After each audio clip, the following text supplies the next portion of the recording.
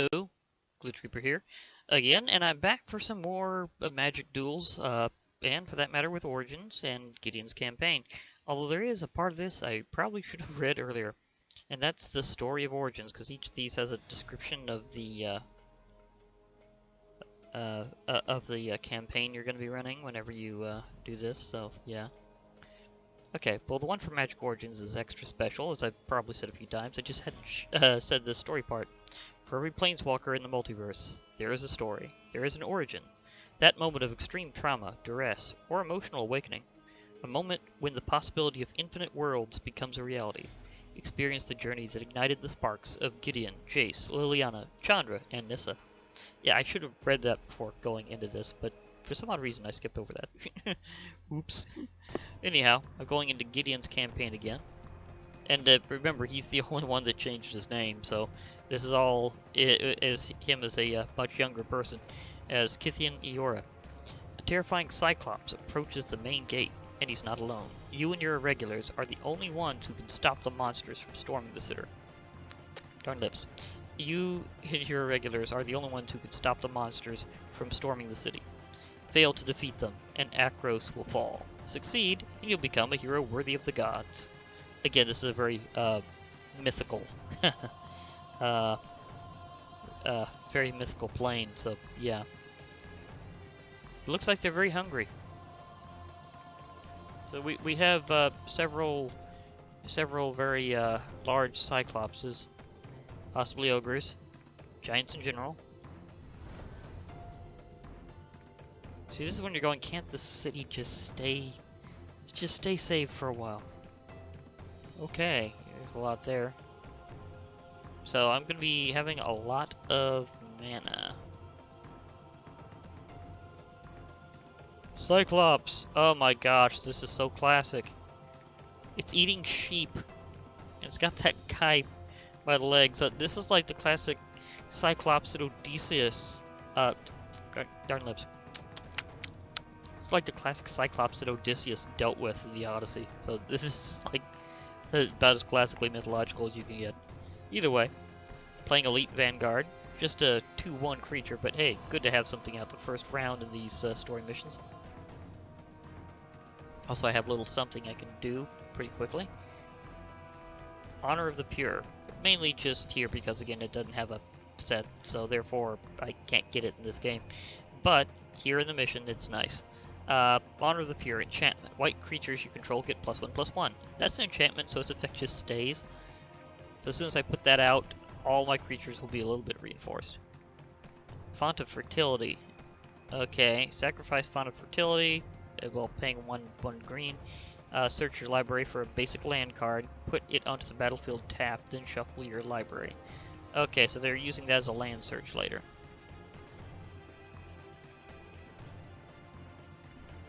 That's what they're up to. They're going for boosts. I could use this guy, but this will give me a permanent boost throughout the fight. So unless they're de-enchanting, I should be fine. Also, this means I deal a little extra damage right now. I'm not sure if that was a guaranteed hand or if I just got lucky by getting that enchantment off the bat. So I dealt 3 points of damage. They're down to 17, and I'm still at 20 because I got the first blow. Okay, green and red. Nothing? Really? Just ended your turn? Didn't even do the land search you was probably thinking of doing? Like, seriously? I mean, I'm about to have a charging griffin, and hey! Looks like he's doing Age of Mythology. He's actually doing Minecraft-related mod for Age of Mythology. His Engender mod was actually inspired by Age of Mythology. So hence why it's also called internally Age of Minecraft. And he's actually doing a Minecraft-related mod for Age of Mythology. It's called Age of Minecraft. So that's a little interesting hint of things on that end. I know I'm doing Magic the Gathering right now. I'm trying to encourage him to get into it.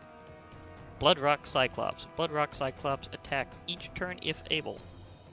Okay, so this one is like Frenzy mode type. Okay. Just like a Juggernaut.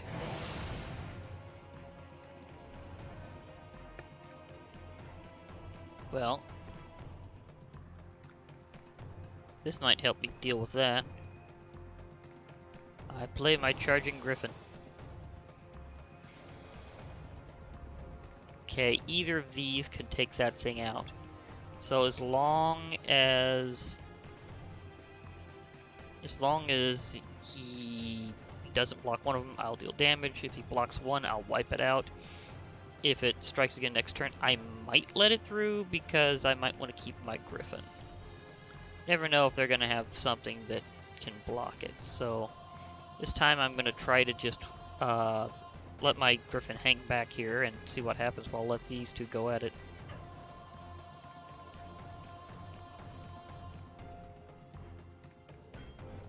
Okay, it is blocking. So I'm losing that Oresco's Swift Claw, but in exchange I'm dealing some damage and taking out their creature. I'd call that a fair exchange.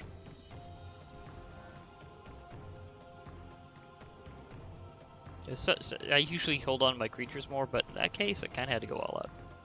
Oh my gosh. Hero's Bane? Cyclops. Hero's Bane enters the battlefield with 4 +1/+1 counters on it. Pay 2 and 2 green. Put X +1/+1 counters on Hero's Bane where X is its power. Oh, this could be a problem.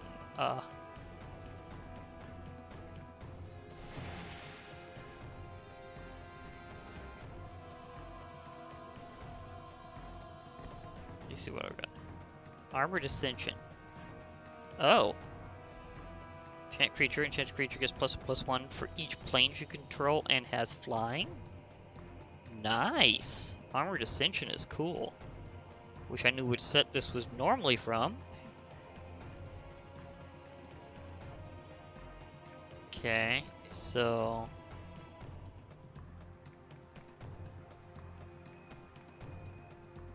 I can actually... Can I cast both of these? Nah, I can just pick one. I definitely need this to take out that.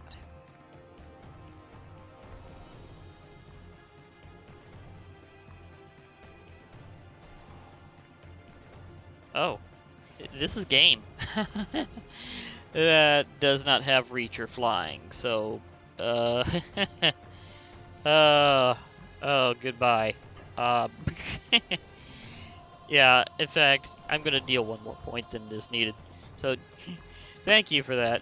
Remember charging Griffin with the whole gets a boost every time? Well, crunch. I figured they didn't have anything to resist that. -1 to 20. Ouch.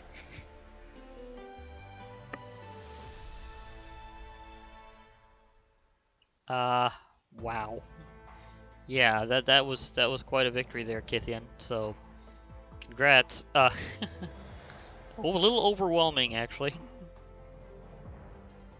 Your heroism at the gates of Akros did not go unnoticed. Heliod, god of the sun, seeks a champion to face an even greater foe. He offers you a sun-blessed spear and instructs you to destroy a mighty titan who serves Erebos, god of the dead. So this is going basically into a bit of a divine war, where because of their factions he's thinking, okay, maybe this guy is worthy of wielding my mighty weapon and taking out one of my foe's greatest champions. So yeah, I wonder if this spear is actually available in the deck that I'll be having next time. So that's actually a pretty good question. Do I get to use the spear? That would be cool. Oh, interesting note. Because of how the Plane of Theros works, a lot of creatures from the realm of Nyx, which is where its divinities live, are basically what you call enchantment creatures. They're basically creatures that are themselves also made of magic and enchantment energy. So basically, even the gods are enchantment creatures if they come from Nyx. So this glow of being stars and shadows, and also being a combination of like normally visible, this is what enchantment creatures on Theros tend to look like. And even the gods tend to take on that kind of appearance. So Heliod here is basically one of the greatest examples of them. So he would definitely be legendarily powerful. And is, just unfortunately we don't have the Theros block available in this game, so you can't see that here. Sorry about that. Maybe in another version of Magic the Gathering. But for now, just bask in this awesomeness of this scene. Okay, so I'll be previewing our next one with this little thing here, and basically he'll be going on to fight Erebos' Mighty Titan up next. So that'll be next time on Gideon's campaign. For now, this has been Glitch Reaper. I'll be signing out. Hope to hear from y'all later, and bye for now, everybody.